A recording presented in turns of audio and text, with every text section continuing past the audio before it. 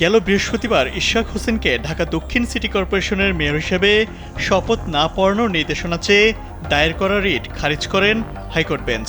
এ সময় হাইকোর্ট বলেন, এই রিট করার এখতিয়ার না থাকায় রিটটি খারিজ করা হলো।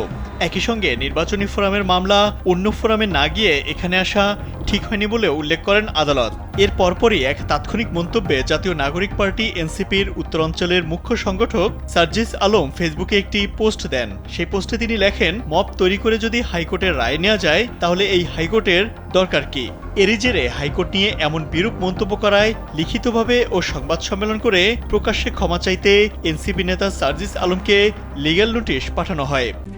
RICL TMX, যুগের পর যুগ স্থাপনা থাকে মজবুত। শনিবার সুপ্রিম কোর্টের আইনজীবী মোহাম্মদ জসিম উদ্দিন সার্জিস আলমকে এর লিগ্যাল নোটিশ পাঠান।